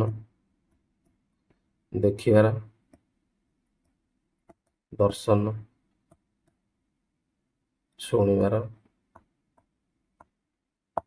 ଶ୍ରବଣ, ଶୋଇବାର ଶୟନ, ଲେଖିବାର ଲିଖନ, ବାନ୍ଧିବାର ବନ୍ଧନ, ପିନ୍ଧିବାର ପରିଧାନ, ପଠାଇବାର ହେଲା ପ୍ରେରଣ, ସହିବାର ହେଇଯିବ କଣ ସହିବାର ସହନ, ଅର୍ଜିବାର ହେଇଯିବ ଅର୍ଜନ। ସେମିତି ଗର୍ଜିବାର ହେଇଯିବ ଗର୍ଜନ, ଗାଇବାର ଗାନ, ଦେବାର ଦାନ, ପିଇବାର ପାନ। ଏଇ ସବୁ ହେଇଯିବ କଣ, ଏଗୁଡାକ ସବୁ ହେଇଯାଉଛି କଣ ନା ବିଶେଷ୍ୟ ପଦ ଗୁଡାକ। ଆଚ୍ଛା, ବର୍ତ୍ତମାନ ଆମେ ନେକ୍ସଟ ଦେଖିବା 9 ନମ୍ବରକୁ ଦେଖିବା। 9 ନମ୍ବରରେ କଣ ଅଛି ନା ନିମ୍ନଲିଖିତ ଶବ୍ଦ ଗୁଡିକ ମଧ୍ୟରୁ ବସ୍ତୁବାଚକ ଜାତିବାଚକ ବିଶେଷକୁ ପୃଥକ କରି ଲେଖ। ଆଚ୍ଛା, ବର୍ତ୍ତମାନ ଆସିଲା ଦୁଧ। ଦୁଧଟା କଣ, ଦୁଧଟା ହେଲା ଗୋଟେ ବସ୍ତୁବାଚକ ବିଶେଷ୍ୟ, ବସ୍ତୁବାଚକ। ଆଉ ଏପଟେ ରହିଲା କଣ ଜାତିବାଚକ। ଆଚ୍ଛା, ଦୁଧଟା ହେଉଛି ବସ୍ତୁବାଚକ, କାରଣ ଦୁଧ ବା କ୍ଷୀରଟାକୁ ଆମେ ଯେତେବେଳେ ଯେତେ ବି ଅଲଗା ଅଲଗା କରିକି ରଖିଲେ ମଧ୍ୟ ସେଟା ସେଇ ଦୁଧ ବା କ୍ଷୀର ପଦବାଚ୍ୟ ହବ। ତାପରେ ଦହିଟା ବି ସେୟା, ଦହିଟା ବି ସେଇ ବସ୍ତୁବାଚକ, କାରଣ ଦହିକୁ ଯେତେ ଅଲଗା କରିକି ଛୋଟ ଛୋଟ ଅଂଶରେ ବିଭକ୍ତ କରିଦେଲେ ବି ସେ ସେଇ ଦହି ପଦବାଚ୍ୟ ହେଇକି ରହିବ। ଆଚ୍ଛା, ବର୍ତ୍ତମାନ ଲୁଗା ଆସିଲା।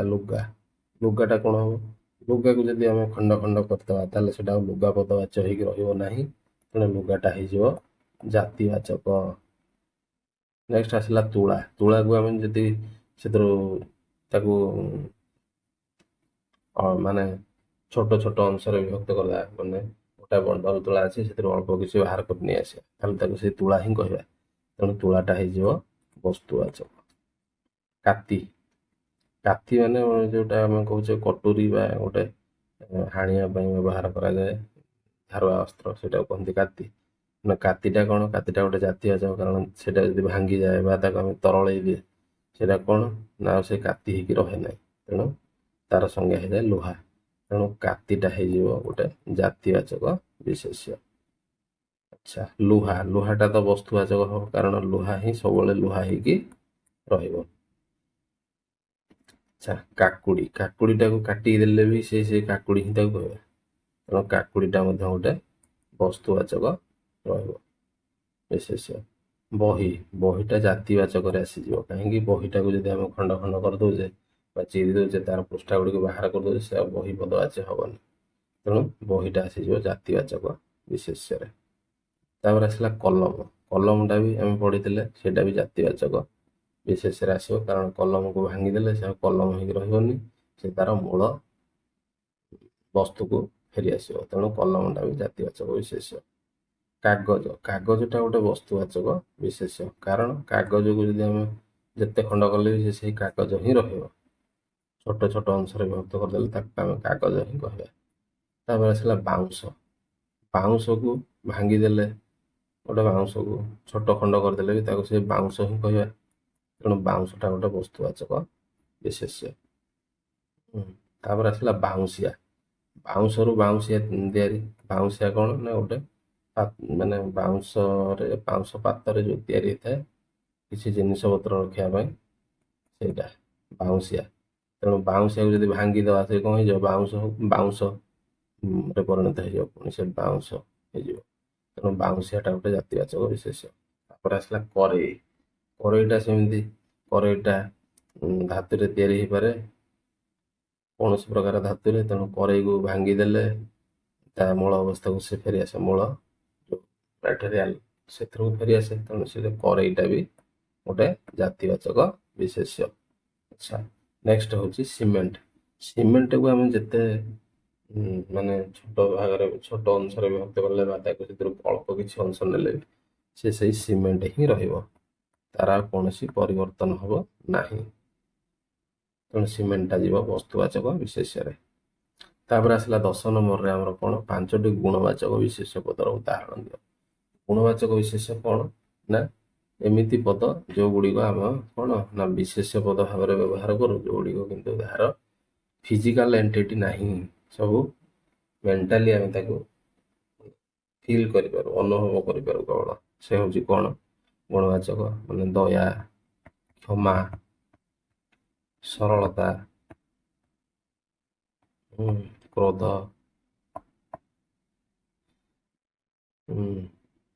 ପ୍ରେମ, ହିଂସା, ଘୃଣା, ଏସବୁ ଏହି ପ୍ରକାର ଯେତେ ଶବ୍ଦ ସବୁ, ସେ ସବୁ ଗୁଣବାଚକ ବିଶେଷ୍ୟ ପଦର ଉଦାହରଣ। ବର୍ତ୍ତମାନ ଆମେ ଯିବା ନେକ୍ସଟ ଆଉ ଗୋଟେ ଛୋଟିଆ ଏକ୍ସରସାଇଜ ଅଛି, ତାକୁ ବି ଦେଖିନେବା।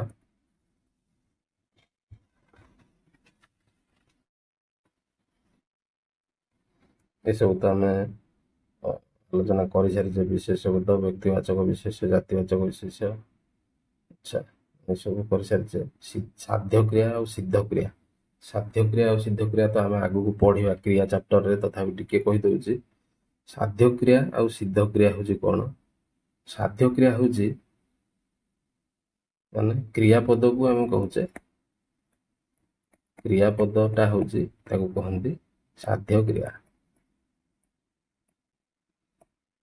କ୍ରିୟାପଦଟାକୁ ଆମେ କହୁଛେ ସାଧ୍ୟକ୍ରିୟା। ମାନେ କ'ଣ? କ୍ରିୟାପଦ ଗୋଟେ ଯେମିତି ଖାଉଅଛି, ଗୋଟେ କ୍ରିୟାପଦ, ତେଣୁ ଇଏ ହେଲା ଗୋଟେ ସାଧ୍ୟକ୍ରିୟା। ସାଧ୍ୟ କ୍ରିୟା। ଯଦି ଆମେ ଏଇ ସାଧ୍ୟ କ୍ରିୟାଟାକୁ ଯଦି ଆମେ ଆନାଲାଇଜ କରିଦେବା ତାହେଲେ ଜଣାପଡ଼ିଯିବ ଯେ ଏଇଟା କ'ଣ ଆକ୍ଚୁଆଲି କହୁଛି। ସାଧ୍ୟ କ୍ରିୟା, ସାଧ୍ୟ ମାନେ କ'ଣ? ଯାହାକୁ ସାଧନ କରାଯାଇଅଛି। ସାଧନ କରିବା ମାନେ କ'ଣ? ଗୋଟେ କାମକୁ କରିବା, ସେଇଟା ହେଉଛି ସାଧନ। ତେଣୁ ସାଧ୍ୟ କ୍ରିୟା ମାନେ ଯେଉଁ କାମଟାକୁ କରାଯାଇଅଛି। ତେଣୁ ଖାଉଅଛି, ଶୋଉଅଛି, ଶୋଇଅଛି, ଯାଉଅଛି, ତେଣୁ ଏଗୁଡ଼ାକ ସବୁ ସାଧ୍ୟ କ୍ରିୟା ମାନେ ସାଧନ ହେଉଛି। ଏଇ କ୍ରିୟାଟି ସାଧନ ହେଉଛି, ତେଣୁ ଏହାକୁ କୁହାଯାଏ ସାଧ୍ୟ କ୍ରିୟା। ତେଣୁ ଖାଉଅଛି, ପିଉଅଛି, ପିନ୍ଧୁଅଛି, ଶୋଇଅଛି, ଯାଉଅଛି, ଦେଖୁଅଛି, ଶୁଣୁଅଛି, ଯେତେ ରହିଲା ଏସବୁ ହେଲା ଯେଉଁ କ୍ରିୟାପଦ ବା ତାକୁ କହିବା ସାଧ୍ୟ କ୍ରିୟା। ତେଣୁ କ୍ରିୟାପଦ ଆଉ ସାଧ୍ୟ କ୍ରିୟା କ'ଣ ସେଟା ଆପଣମାନେ ଆରାମରେ ଜାଣିପାରିବେ। ଆଚ୍ଛା, ନେକ୍ସଟ ହେଉଛି କ'ଣ? ସିଦ୍ଧ କ୍ରିୟା। ସିଦ୍ଧ କ୍ରିୟାଟା ଅନ୍ୟ ଅର୍ଥରେ ଯଦି ଆମେ ତାକୁ କହିବା, ଏଇଟା ହେଉଛି କ୍ରିୟାବାଚକ ବିଶେଷ୍ୟ। କ୍ରିୟାବାଚକ ବିଶେଷ୍ୟ ଆମେ ପଢ଼ିଛେ କ୍ରିୟାବାଚକ ବିଶେଷ୍ୟ, ଯେମିତି କ'ଣ? ଖେଳ, ଦର୍ଶନ, ଶ୍ରବଣ, ମନନ, ଏସବୁ ଇଏ ହେଲା କ'ଣ ନା ସିଦ୍ଧ କ୍ରିୟା।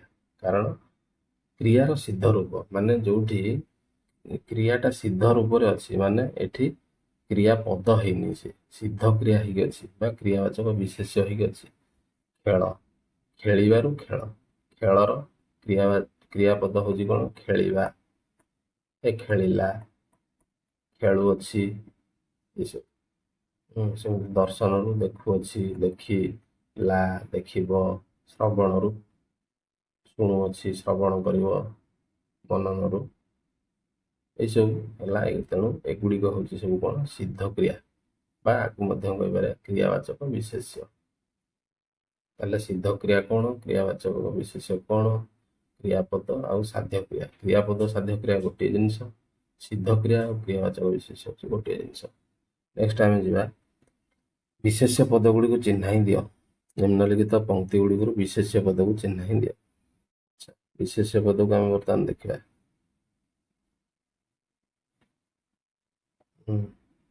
ତାହେଲେ ପୃଥିବୀର ହିମାଳୟ ଉଚ୍ଚତମ ପର୍ବତ। ପୃଥିବୀ ହେଲା କ'ଣ? ଗୋଟେ ପ୍ଲାନେଟର ନାମ, ଗୋଟେ ଗ୍ରହର ନାମ। ତେଣୁ ପୃଥିବୀ ହେଇଗଲା ଏଠି ଗୋଟେ ନାମବାଚକ ବିଶେଷ୍ୟ ବା ସଂଜ୍ଞାବାଚକ ବିଶେଷ୍ୟ। ତାପରେ ଆସିଲା ହିମାଳୟ। ହିମାଳୟ ବି ଗୋଟେ ପର୍ବତର ନାମ, ତେଣୁ ଏଇଟା ହେଇଗଲା ଗୋଟେ ସଂଜ୍ଞାବାଚକ ବା ବ୍ୟକ୍ତିବାଚକ ବିଶେଷ୍ୟ। ପୃଥିବୀର ମଧ୍ୟ ସେଇଆ, ପୃଥିବୀ ଗୋଟେ ପ୍ଲାନେଟ ବା ଗୋଟେ ଗ୍ରହର ନାମ, ତେଣୁ ସିଏ ହେଇଗଲା ଗୋଟେ ସଂଜ୍ଞା ବା ବ୍ୟକ୍ତିବାଚକ ବିଶେଷ୍ୟ। ପର୍ବତ କିନ୍ତୁ ପର୍ବତ କହିଲେ କୌଣସି ଗୋଟିଏ ପର୍ବତକୁ ବୁଝାଉନି, ସମସ୍ତ ପର୍ବତକୁ ବୁଝାଉଛି, ତେଣୁ ଏଇଟା ହେଇଗଲା ଜାତିବାଚକ ବିଶେଷ୍ୟ। ଆଉ ଇଏ ଉଭୟ ହେଇଗଲେ କ'ଣ ନା ଇଏ ହେଇଗଲେ ସଂଜ୍ଞା ବା ବ୍ୟକ୍ତିବାଚକ ବିଶେଷ୍ୟ। ଆଚ୍ଛା, ତାପରେ ଆସିଲା ଦଣ୍ଡିବା ଶକ୍ତି ଯାର ଥାଇ ସେ ପୁଣି କ୍ଷମା ଆଚର। ଦଣ୍ଡିବା ଶକ୍ତି ଯାର ଥାଇ ସେ ପୁଣି କ୍ଷମା ଆଚରଇ। ଆଚ୍ଛା, ଏଠି ଆସିଲା ଶକ୍ତି। ଶକ୍ତି କ'ଣ? ଶକ୍ତିଟା ହେଉଛି ଗୋଟେ ଗୁଣବାଚକ ବିଶେଷ୍ୟ। ଗୁଣବାଚକ ବିଶେଷ୍ୟ। ଶକ୍ତିକୁ ଆମେ ଦେଖିପାରିବାନି, ସ୍ପର୍ଶ କରିପାରିବାନି, କେବଳ ଗୋଟେ ଏଣ୍ଟିଟି, ଇନଭିଜିବୁଲ ଏଣ୍ଟିଟି। ତେଣୁ ଶକ୍ତି ହେଲା ଗୁଣବାଚକ ବିଶେଷ୍ୟ। ଆଚ୍ଛା, କ୍ଷମାଟା ବି ଗୋଟେ କ'ଣ? ଗୁଣବାଚକ ବିଶେଷ୍ୟ। ଏଟା ବି ଗୁଣବାଚକ ବିଶେଷ୍ୟ। ତାହେଲେ ନେକ୍ସଟ ଆମେ ଯିବା ଚକା ଚକା ଭଉଁରୀ, ମାମୁଁ ଘର ଚଉଁରୀ, ତା ନାଁଟି କଇଁଫୁଲ, ମୋ ନାଁଟି ଗୌରୀ। ଆଚ୍ଛା, ଏଠି ବିଶେଷ୍ୟ ପଦ ସବୁ କିଏ? ମାମୁଁ ଘର ଗୋଟେ ବିଶେଷ୍ୟ ପଦ, ମାମୁଁ ଘର। କଇଁଫୁଲ ଆଉ ଗୌରୀ, ଏ ହେଲା ତିନୋଟି ବିଶେଷ୍ୟ ପଦ ଏଥିରେ ଅଛି। ମାମୁଁ ଘର କହିଲେ ଏଇଟା ଗୋଟେ ସଂଜ୍ଞା, ଗୋଟେ ସ୍ଥାନର ନାମ। ଗୋଟେ ସ୍ଥାନର ନାମ, ତେଣୁ ସେଇ ସ୍ଥାନର ନାମକୁ ମାମୁଁ ଘର ନାଁ ଦିଆହେଇଛି। ତେଣୁ ଏଇଟା ହେଇଯିବ ସଂଜ୍ଞା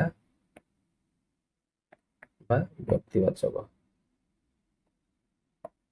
ବାଚକ ବିଶେଷ୍ୟ। ଆଚ୍ଛା, ତାପରେ କଇଁ ଫୁଲ। କଇଁ ଫୁଲ କହିଲେ କ'ଣ ହେଇଯିବ? କଇଁ ଫୁଲ କହିଲେ ଏଇଟା ହେଇଯିବ କ'ଣ? ଗୋଟେ ଜାତିବାଚକ ବିଶେଷ୍ୟ। ସରି, ଜାତି କେମିତି ହବ? କଇଁ ଫୁଲ ପରା, କଇଁ ଫୁଲ ହେଇଗଲେ, ହଁ, କଇଁ ଫୁଲ ହେଇଗଲେ ସବୁ କଇଁ ଫୁଲକୁ ବୁଝାଇବ। ପୃଥିବୀରେ ଯେତେ କଇଁ ଫୁଲ ସମସ୍ତଙ୍କୁ ବୁଝାଇବ। ତେଣୁ ଏଇଟା ଗୋଟେ ଜାତିବାଚକ ବିଶେଷ୍ୟ ହେଇଯିବ। ଠିକ ଅଛି। ତାପରେ ଗୌରୀ। ଗୌରୀ ହେଇଗଲେ ଏଇଟା ଗୋଟେ ଲୋକର ନାମକୁ ବୁଝାଉଛି। ତେଣୁ ଏଇଟା ସଂଜ୍ଞା ବା ସଂଜ୍ଞା ବା ଆମର ବ୍ୟକ୍ତିବାଚକ ବିଶେଷ୍ୟ। କିନ୍ତୁ ଏଠି ଗୋଟେ ଜିନିଷ ହଉଛି, କଇଁ ଫୁଲ ଏଠି ବୁଝଉଛି କାହାକୁ ନା ଗୋଟେ ଲୋକର ନାଁକୁ ବୁଝଉଛି। ତା ନାଁଟି କଇଁ ଫୁଲ ମାନେ, ତେଣୁ ଏଠି ଆମେ ଯଦି ଆକ୍ଷରିକ ଅର୍ଥରେ ଦେଖିବା କଇଁ ଫୁଲ ହଉଛି ଜାତିବାଚକ ବିଶେଷ୍ୟ, କିନ୍ତୁ ଏଇଟା ଜାତିବାଚକ ବିଶେଷ୍ୟ ରୂପେ ବ୍ୟବହାର ହେଇନାହିଁ। ଏଇଟା ଗୋଟେ ସଂଜ୍ଞା ବା ବ୍ୟକ୍ତିର ନାମକୁ ବୁଝାଉଛି। ସଂଜ୍ଞା ବା ବ୍ୟକ୍ତିର ନାମକୁ ବୁଝାଉଛି। ତେଣୁ ଏଠି କଇଁ ଫୁଲ ହେଲା ଗୋଟେ ସଂଜ୍ଞା ବା ବ୍ୟକ୍ତିବାଚକ। ଆମକୁ ସବୁବେଳେ ଦେଖିବାକୁ ପଡ଼ିବ ବାକ୍ୟରେ ଏଇଟା କୋଉ ସେନ୍ସରେ ବ୍ୟବହାର ହେଇଛି। ଆଚ୍ଛା, ନେକ୍ସଟ ହେଉଛି ଗୋପବନ୍ଧୁ ଓଡ଼ିଶାର ଗାନ୍ଧୀ ଥିଲେ।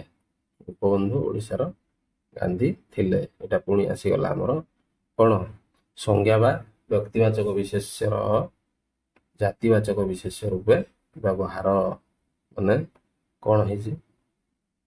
ଗୋପବନ୍ଧୁ, ଓଡ଼ିଶା ଆଉ ଗାନ୍ଧୀ, ଏ ତିନିଟା ଶବ୍ଦ ରହିଲା ବିଶେଷ୍ୟ ପଦ। ତେଣୁ ଗୋପବନ୍ଧୁ ହେଇଗଲେ ଏଠିକି, ଗୋପବନ୍ଧୁ ହେଲେ କ'ଣ? ବ୍ୟକ୍ତି ବା ସଂଜ୍ଞା, ବ୍ୟକ୍ତି ବା ସଂଜ୍ଞାବାଚକ ବିଶେଷ୍ୟ। ଆଚ୍ଛା, ଓଡ଼ିଶା ହେଇଗଲା ବି ସେୟା, ଓଡ଼ିଶା ଗୋଟେ ରାଜ୍ୟର ନାମ। ତେଣୁ ଏଠି ବି ସେୟା ବ୍ୟକ୍ତି ବା ସଂଜ୍ଞାବାଚକ, ସ୍ଥାନର ନାମ ନା, ତେଣୁ ସଂଜ୍ଞାବାଚକ ହେଲା। ତାପରେ ଗାନ୍ଧୀ। ଗାନ୍ଧୀ ହେଉଛି ଗୋପବନ୍ଧୁ ଓଡ଼ିଶାର ଗାନ୍ଧୀ ଥିଲେ, ମାନେ ଗୋପବନ୍ଧୁଙ୍କୁ ଗାନ୍ଧୀଙ୍କ ସହିତ ତୁଳନା କରାହେଇଛି। ତେଣୁ ଗାନ୍ଧୀଙ୍କ ପରି ଯିଏ ଭଲ କାମ କରିଛନ୍ତି ସେମାନଙ୍କୁ ଗାନ୍ଧୀଙ୍କ ସାଙ୍ଗରେ ତୁଳନା କରାଯିବ।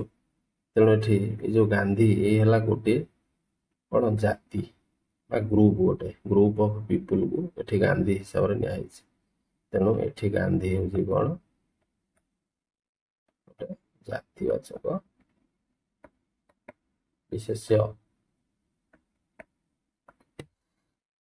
ଆଚ୍ଛା, ନେକ୍ସଟ ହେଲା ଓଡ଼ିଶାରେ ଲୁହାପଥର ମାଙ୍ଗାନିଜ ଯଥେଷ୍ଟ ଅଛି। ଓଡ଼ିଶାରେ ଲୁହାପଥର ମାଙ୍ଗାନିଜ ଯଥେଷ୍ଟ ଅଛି। ତାହେଲେ ଲୁହାପଥର ମାଙ୍ଗାନିଜ, ଏଥିରେ ବେଶୀ କିଛି ଚିନ୍ତା କରିବାର ନାହିଁ। ଲୁହାପଥର ମାଙ୍ଗାନିଜ ହେଉଛି କ'ଣ? ନା ଗୋଟେ ବସ୍ତୁ, ଗୋଟେ ଲୁହାପଥର ମାଙ୍ଗାନିଜ ଦୁଇଟା ଗଲେ କ'ଣ? ବସ୍ତୁବାଚକ। ଆଉ ଓଡ଼ିଶା ହେଲା ଗୋଟେ କ'ଣ? ସଂଜ୍ଞା ବା ବ୍ୟକ୍ତିବାଚକ, ଯେହେତୁ ଗୋଟେ ରାଜ୍ୟର ନାମ। ସଂଜ୍ଞା ବା ବ୍ୟକ୍ତିବାଚକ ବିଶେଷ୍ୟ। ତାପରେ ଆସିଲା ଆଦିମାନବ ଲୁହାର ବ୍ୟବହାର ଜାଣିନଥିଲା। ଆଦିମାନବ ଲୁହାର ବ୍ୟବହାର ଜାଣିନଥିଲା। ଆଦିମାନବ କହିଲେ ସମସ୍ତ ଆଦିମାନବକୁ ବୁଝାଉଛି, ଗୋଟିଏ ଆଦିମାନବକୁ ବୁଝାଉନି, ଜଣକୁ ବୁଝାଉନି। ତେଣୁ ଆଦିମାନବ ହେଉଛି ଗୋଟେ ଜାତି। ଆଦିମାନବ ହେଲା ଗୋଟେ ଜାତି। ତେଣୁ ଆଦିମାନବଟା ହେଲା ଗୋଟେ ଜାତିବାଚକ ବିଶେଷ୍ୟ। ଲୁହାଟା ହେଲା କ'ଣ? ବସ୍ତୁ ବାଚକ ବିଶେଷ୍ୟ। ଆଚ୍ଛା, ମୈତ୍ରୀ ଓ ପ୍ରୀତି। ମୈତ୍ରୀ ପ୍ରୀତି କ'ଣ? ଗୁଣବାଚକ ବିଶେଷ୍ୟ।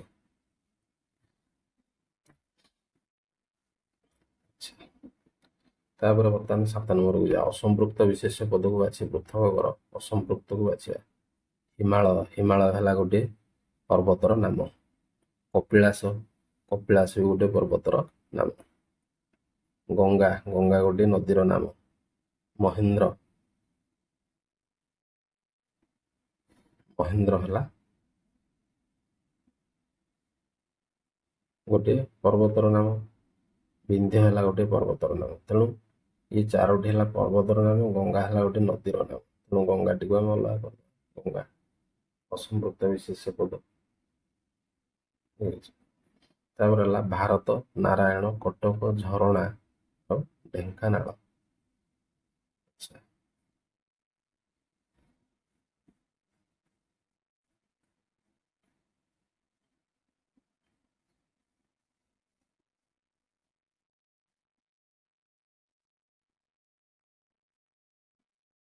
ହୁଁ।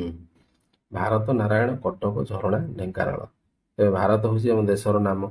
ନାରାୟଣ ଜଣେ ବ୍ୟକ୍ତିଙ୍କର ନାମ ବା ଭଗବାନଙ୍କର ନାମ। କଟକ ଗୋଟେ ସ୍ଥାନର ନାମ। ଢେଙ୍କାନାଳ ହେଉଛି ଗୋଟେ ସ୍ଥାନର ନାମ। ତେଣୁ ଇଏ ଚାରୋଟି ହେଲେ ଭାରତ, ନାରାୟଣ, କଟକ ଏବଂ ଢେଙ୍କାନାଳ। ଇଏ ହେଇଗଲେ କ'ଣ ନା ଜାତି ବା ସଂଜ୍ଞା, ସରି ସଂଜ୍ଞା ବା ନାମବାଚକ। ସଂଜ୍ଞା ବା ନାମବାଚକ। କୌଣସି ସ୍ଥାନର ନାମ, କୌଣସି ବ୍ୟକ୍ତିର ନାମ, କୌଣସି ନଦୀର ନାମ, ସମୁଦ୍ରର ନାମ, ଏସବୁ ଯିବେ ସଂଜ୍ଞା ବା ନାମବାଚକ ବିଶେଷ୍ୟରେ ଯିବେ। କିନ୍ତୁ ଝରଣା କହିଲେ ଏଇଟା ଗୋଟେ ଜାତିକି ବୁଝାଉଛି। ଝରଣା ମାନେ ସବୁ ଝରଣାକୁ, ପୃଥିବୀରେ ଯେତେ ଝରଣା ଅଛି ସମସ୍ତଙ୍କୁ ବୁଝାଉଛି। ତେଣୁ ଝରଣା ଏଟା ହେଇଗଲା ଜାତିବାଚକ। ତେଣୁ ଝରଣାଟି ଏଠାରେ ଅସମ୍ପୃକ୍ତ। ଚାଉଳ, ଜଙ୍ଗଲ, ଚିନି, ଲୁଣ, ମହୁ। ଆଚ୍ଛା। ଚାଉଳ, ଚାଉଳଟା ଗୋଟେ ବସ୍ତୁବାଚକ ବିଶେଷ୍ୟ। ଚିନିଟା ବି ବସ୍ତୁବାଚକ, ଲୁଣଟା ବି ବସ୍ତୁବାଚକ, ମହୁଟା ବି ଗୋଟେ ବସ୍ତୁବାଚକ। କାହିଁକି ନା ଏସବୁକୁ ଯେତେ ଅଲଗା କଲେ ମଧ୍ୟ ଛୋଟ ଛୋଟ ଅଂଶରେ ବିଭକ୍ତ କଲେ ବି ଏହାର ମାନେ ଡେଫିନେସନ୍ ସେୟା ରହିବ ବା ତାର ସମ୍ବୋଧନ ବା ସେଇ ପଦଟାକୁ ଆମେ ସେୟା ହିଁ କହିବା। କିନ୍ତୁ ଜଙ୍ଗଲ, ଜଙ୍ଗଲଟା ଗୋଟେ ସମ୍ପୂର୍ଣ୍ଣ ଅଲଗା। ଏଇଟା ହେଉଛି ଗୋଟେ ଜାତି। ଏଗୁଡ଼ାକ ସବୁ ହେଉଛି ବସ୍ତୁବାଚକ। ଜଙ୍ଗଲଟା ହେଉଛି ଗୋଟେ ଜାତିବାଚକ ବିଶେଷ୍ୟ, କାରଣ ଜଙ୍ଗଲକୁ ହେଲେ ସବୁ ଜଙ୍ଗଲକୁ ବୁଝାଇବ। ପର୍ଣ୍ଣମୋଚୀ, ଚିରହରିତ, ଯେତେ ସବୁ ପ୍ରକାର ଜଙ୍ଗଲ ଅଛି ସେ ତାକୁ ବୁଝାଇବ। ତେଣୁ ଜଙ୍ଗଲଟା ଏଠି ଅସମ୍ପୃକ୍ତ। ଜଙ୍ଗଲ, ଜଙ୍ଗଲଟା ଗୋଟେ ଜାତିବାଚକ ହେଇଯିବ, ଆଉ ବାକି ସମସ୍ତେ ହେଇଯିବ ବସ୍ତୁବାଚକ। ତାପରେ ସେଟା ଲୁହା, ସୁନା, କାଠ, ରୂପା ଆଉ ଟେବୁଲ। ଲୁହା, ସୁନା, କାଠ, ରୂପା ଆଉ ଟେବୁଲ। ଆଚ୍ଛା। ଲୁହାଟା ହେଲା କ'ଣ ଗୋଟେ ବସ୍ତୁ, ବସ୍ତୁବାଚକ ବିଶେଷ୍ୟ। ସୁନାଟା ବି ଗୋଟେ ବସ୍ତୁବାଚକ ବିଶେଷ୍ୟ। କାଠ ବି ଗୋଟେ ବସ୍ତୁବାଚକ, ରୂପା ବି ଗୋଟେ ବସ୍ତୁବାଚକ। କିନ୍ତୁ କେବଳ ଟେବୁଲ ହେଉଛି ଗୋଟେ ଜାତିବାଚକ। କହିଥିଲି ଜାତିବାଚକ ବିଶେଷକୁ ଆମେ ଯେତେବେଳେ ଭାଙ୍ଗିକି ଛୋଟ ଛୋଟ ଖଣ୍ଡ କରିଦେଉ ସେତେବେଳେ ସେଇଟା କ'ଣ ହୁଏ ନା ସେଇଆ ହିଁ ରହେନି। ସେଇ ଟେବୁଲ ହେଇକି ଆଉ ରହିବନି। ତାକୁ ସେ ଯେଉଁ ମୂଳ ବସ୍ତୁରୁ ତିଆରି, ଆମେ ସେଇଟା ହିଁ ତାକୁ ସମ୍ବୋଧନ କରୁ ସେଇ ନାମରେ। ତେଣୁ ଲୁହା, ସୁନା, କାଠ, ରୂପାକୁ ଭାଙ୍ଗିଦେଲେ ମଧ୍ୟ ସେ ସେଇ ଲୁହା, ସୁନା, କାଠ, ରୂପା ସବୁ ରହିବ। ତେଣୁ ଟେବୁଲଟି ହେଉଛି ଅସମ୍ପୃକ୍ତ। ଆଉ ବାକି ସବୁ ଗୋଟିଏ କାଟାଗୋରୀର। ନେକ୍ସଟ ହେଲା ବିନୟ, ଔଦ୍ଧତ୍ୟ, ନମ୍ରତା, ଭଙ୍ଗା ଓ ସାଧୁତା। ବିନୟ ଗୋଟିଏ ଗୁଣ, ଔଦ୍ଧତ୍ୟ ଗୋଟିଏ ଗୁଣ, ନମ୍ରତା ଗୋଟିଏ ଗୁଣ, ସାଧୁତା ବି ଗୋଟିଏ ଗୁଣ। ତାହେଲେ ଅଲଗା କିଏ ନା ଭଙ୍ଗା। ଭଙ୍ଗାଟା ହେଉଛି ଏଠି ଅଲଗା। ତାପରେ ଦେଖିବା ଆମେ ଚାଉଳ, ଭୋଜନ, ଗମନ, ପଠନ, ରନ୍ଧନ। କ'ଣ ଭୋଜନ, ଗମନ, ପଠନ, ରନ୍ଧନ। ଇଏ ହେଉଛି କ'ଣ କ୍ରିୟାବାଚକ ବିଶେଷ୍ୟ। ଏଗୁଡ଼ାକ କ୍ରିୟାବାଚକ ବିଶେଷ୍ୟ। କିନ୍ତୁ ଚାଉଳଟା ହେଇଯାଉଛି ଗୋଟେ ବସ୍ତୁବାଚକ ବିଶେଷ୍ୟ। ତାପରେ ନେକ୍ସଟ ଏବଂ ଲାଷ୍ଟ ଦେଖିବା ଆମେ କେଉଁ ପ୍ରକାର ବିଶେଷ୍ୟ, ନିମ୍ନଲିଖିତ ଶବ୍ଦ ଗୁଡ଼ିକ କେଉଁ ପ୍ରକାର ବିଶେଷ୍ୟ ସେ ବିଷୟରେ ଉଲ୍ଲେଖ କର। ପାଣ୍ଡିତ୍ୟ, ପାଣ୍ଡିତ୍ୟଟା କ'ଣ ଆସିଯିବ ଗୁଣ। ପାଣ୍ଡିତ୍ୟଟା ଗୋଟେ ଗୁଣବାଚକ ବିଶେଷ୍ୟ। ଘଣ୍ଟଶିଳା, ଘଣ୍ଟଶିଳା କ'ଣ, ଘଣ୍ଟଶିଳା ଗୋଟେ ପର୍ବତର ନାମ ବା ପାହାଡ଼ର ନାମ। ତେଣୁ ଏଇଟା ହେଇଯିବ କ'ଣ, ଏଇଟା ହେଇଯିବ ନାମ, ବ୍ୟକ୍ତି ବା ସଂଜ୍ଞାବାଚକ ବିଶେଷ୍ୟ। ସୁନା, ସୁନାଟା ଆମେ ଜାଣିଛେ ଗୋଟେ ବସ୍ତୁ, ବସ୍ତୁବାଚକ। ଚୌକି, ଚୌକିଟା ଗୋଟେ ଜାତି, କାରଣ ଚୌକିକୁ ଭାଙ୍ଗିଦେଲେ ସେ ଆଉ ଚୌକି ହେଇକି ରହିବନି, ତେଣୁ ଏଟା ଜାତୀୟ। ସୁଖ, ସୁଖଟାକୁ କିଏ ଦେଖିଛି କି? ସୁଖ କିଏ ଦେଖିନାହାନ୍ତି, ତେଣୁ ସୁଖ ହଉଛି କଣ? ଗୋଟେ ଗୁଣବାଚକ। ଭୋଜନ, ଭୋଜନଟା ଗୋଟେ କ୍ରିୟାବାଚକ, ଗୋଟେ କ୍ରିୟାର ଯେହେତୁ ଏଟା ହଉଛି ଏଟା କ୍ରିୟାବାଚକ ବିଶେଷ୍ୟ। କୁଣ୍ଡଳ, କୁଣ୍ଡଳଟା କଣ? ଗୋଟେ ଜାତିବାଚକ, କାରଣ କୁଣ୍ଡଳକୁ ଭାଙ୍ଗିଦେଲେ ସେଟା ଯଦି ସୁନାରେ ତିଆରି କୁଣ୍ଡଳ ସେ ସୁନା ହେଇଯିବ, ସୁନାରେ ପରିଣତ ହେଇଯିବ। ରୂପାରେ କୁଣ୍ଡଳ ହେଇଦେଲେ ରୂପାକୁ ବସିଯିବ, ତେଣୁ ଏଇଟା ହେଇଯିବ ଜାତିବାଚକ ବିଶେଷ୍ୟ। ଆଚ୍ଛା, କୁଣ୍ଡଳ ଗଲା। ତାପରେ ଅଶୋକ, ଅଶୋକ ହଉଛି କଣ? ଅଶୋକ ଜଣଙ୍କର ନାମ, ଗୋଟେ ବ୍ୟକ୍ତିର ନାମ, ତେଣୁ ଏଇଟା ହେଇଯିବ ସଂଜ୍ଞା ବା ବ୍ୟକ୍ତିବାଚକ। ବ୍ୟକ୍ତିବାଚକ। ଆଚ୍ଛା, ତାପରେ ହେଲା ମଣିଷ, ମଣିଷଟା କଣ? ଗୋଟେ ଜାତି, ଜାତିବାଚକ। ତାପରେ ଗୁଣବାଚକ, ଏଟା ସୁଗୁଣ ନୁହେଁ, ଏଟା ହଉଛି ଗୋଟେ ଦୁର୍ଗୁଣ। ତେଣୁ ଇଏ ଥିଲା କିଛି ପ୍ରଶ୍ନ ଆମର ବିଶେଷ୍ୟ ପଦ ତାର ପ୍ରକାର ଭେଦ ଉପରେ। ଆଶା କରୁଛି ଏ ପ୍ରଶ୍ନ ଏବଂ ଏ ଆଲୋଚନା ଆପଣଙ୍କୁ ବହୁତ ସାହାଯ୍ୟ କରିବ। ଆଜିର ଭିଡ଼ିଓକୁ ଏଇଠି ରଖିବା। ଯଦି ଭିଡ଼ିଓ ଭଲ ଲାଗିଲା ତେବେ ଲାଇକ୍, ସେୟାର ଏବଂ ସବସ୍କ୍ରାଇବ୍ କରନ୍ତୁ। Thank you. ଜୟ ଜଗନ୍ନାଥ।